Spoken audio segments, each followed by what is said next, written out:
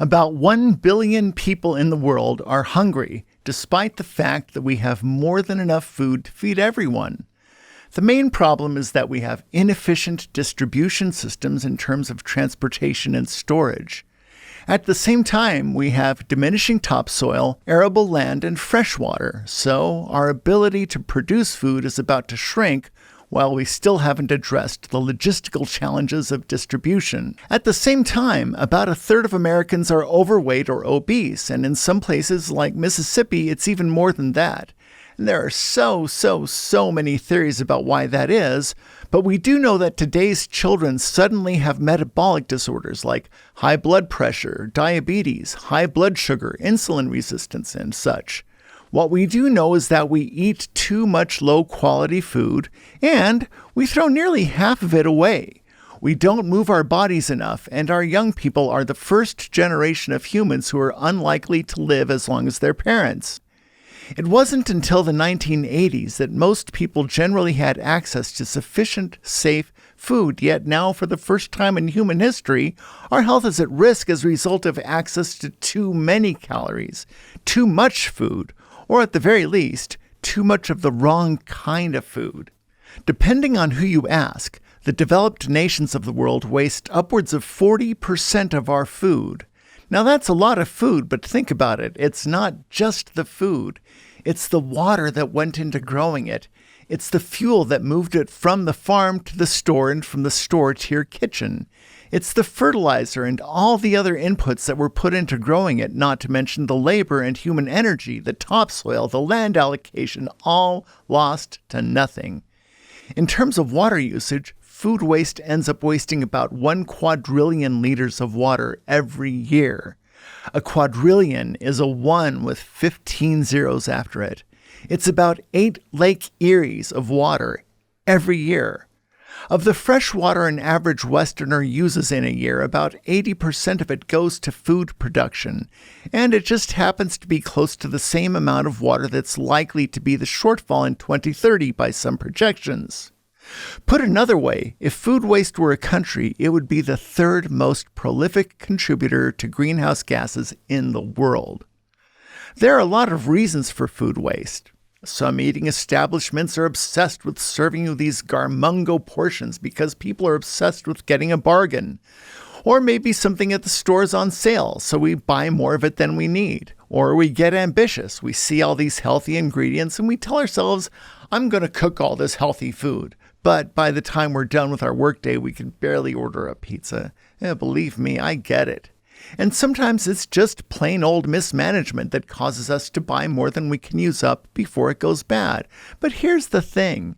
If we could fix just this one thing, change just this one behavior, it would make a really significant and meaningful change for the better. It's actually a really big deal and so easy to fix. Yes, there are other really important things you can do, but one of the most potent changes you can make today, right now, right this very now, is to stop wasting food. It's a huge deal. Quadrillions. A 1 with 15 zeros. That's a lot of zeros. And that's just the water. One cattle steer makes enough meat for 740 quarter-pound burgers. One burger requires more than 53 square feet of land to grow the feed and 460 gallons of water. The 1.4 billion cattle on the earth belch and fart 150 billion gallons of methane every day, and contrary to popular belief, by the way, cattle belch more than they fart, and grain-fed cattle belch more than grass-fed cattle, which makes sense since their bodies are designed to eat grass, not grain. And when they eat too much corn, it just doesn't sit well in their tummies and it makes them belch a lot. Those belches are made mostly of methane, and methane is a greenhouse gas 20 times more powerful than CO2. So it's one thing that we eat so much of an animal that is such an inveterate belchinger. It's another thing that we raise them on a diet that makes them belch even more. And it's yet another thing altogether that we end up throwing half of that food in the landfill. It just makes no sense on so many levels. It's like we have multiple chances to do this better and we get none of them. We could base less of our diet on an animal that belches so much. Nope. We could feed it something other than the stuff that makes them belch even more. Nope. We could actually eat all the food we make from it instead of throwing it away. Nope. We could dispose of it in a way that doesn't turn it into useless poisons. Nope.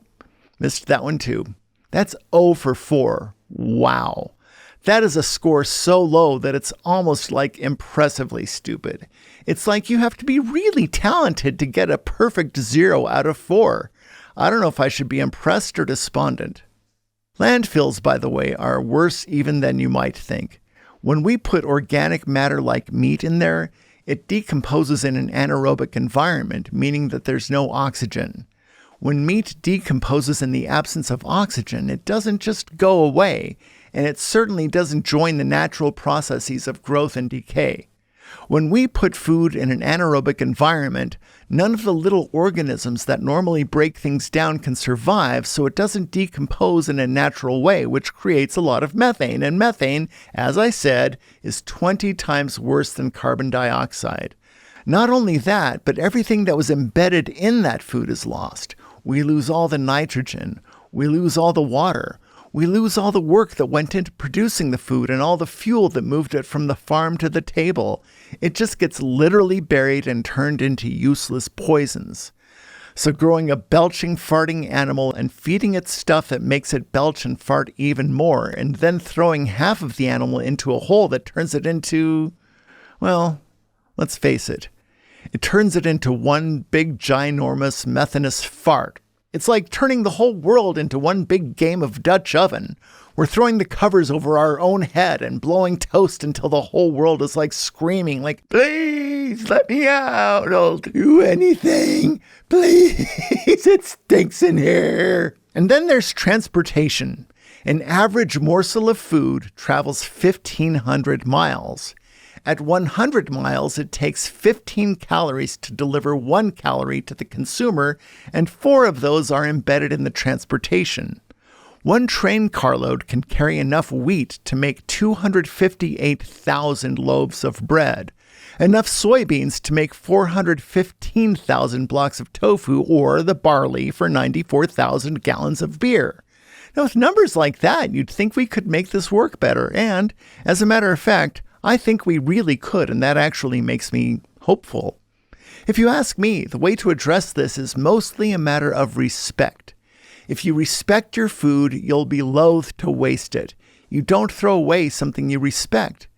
I actually get hung up on the relationship between respect and food. Like, when I go to a restaurant and I'm left dissatisfied, it almost always comes down to respect.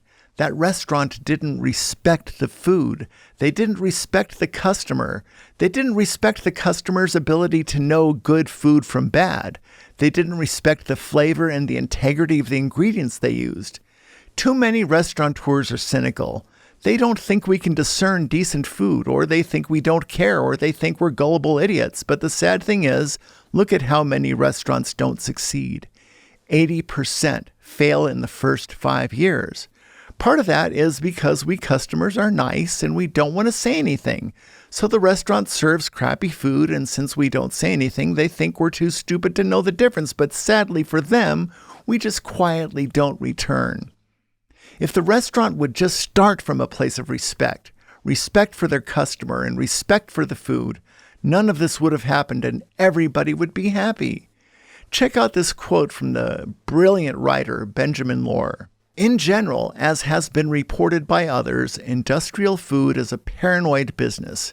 Big, fat, pushy corporations all clinging to their tiny edge, well burned by bad press, convinced that their customers are skittish and insane, best treated like children to be protected for their own good from information they can neither assess nor understand. It is a self-serving parochialism, but not entirely unfounded. People are skittish and insane when it comes to their food.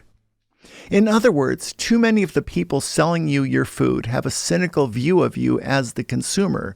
They think you can't tell what tastes good, much less what is good or good for you.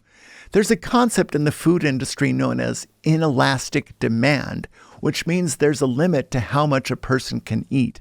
They can't increase your demand for more food because your stomach is only so big. But their stockholders still demand ever more profits every year because the economy is based on the notion that it's only healthy when it's in a state of growth. So, therein lies the problem. How do you increase food sales when the human body can't take in any more food? How do you increase profit in the face of inelastic demand? Well, the only answer is to sell you more food than you need. And the way to do that is to sell you food that leaves you hungry even when you're full. You know that feeling, right? Junk food is deliberately formulated to have just enough flavor to make you want more. It's the exact same trick used by cigarette manufacturers. Deliver just enough nicotine to make you want another cigarette a few minutes after you put the last one out. Just like the old potato chip commercial used to say, "Bet you can't eat just one." And that's the whole point. Conversely, when we eat food that is nutritious, our bodies actually know that we have taken in what we need, and our endocrine system sends the message that we have, God forbid, had, enough. Problem is that when you have stockholders asking for new profits every year, there's literally no such thing as enough, and there never will be. So, I'll ask again, how do you turn more profit? By selling dissatisfaction. Weirdly. Because anything that satisfies your needs can never increase profits in the face of inelastic demand unless we buy more food than we can eat. What happens when we buy more food than we can eat? Well, there can only be one outcome. We throw it away. We turn our money into shit food, and then we turn our shit food into poison. Wasted shit food, if it were a country, would be the third largest contributor to greenhouse gases on Earth. Do we need that? How do you feel when you eat like that? Yeah, like I have to ask. Here's one to take to the bank. When you eat like shit, you feel like shit, and you end up throwing shit into the shithole 100% of the time. So, just like the old saying goes, you shouldn't shit where you eat, and you're only hurting yourself. And just the same way a cynical food maker doesn't respect you or the food they sell you, you have to do it. We have to respect ourselves because they won't do it for us. We have to respect our food. Food is life. Now, it doesn't mean you have to be perfect. Whatever it is you choose to eat, you have to respect it. Because why? Because you make the food and then the food makes you.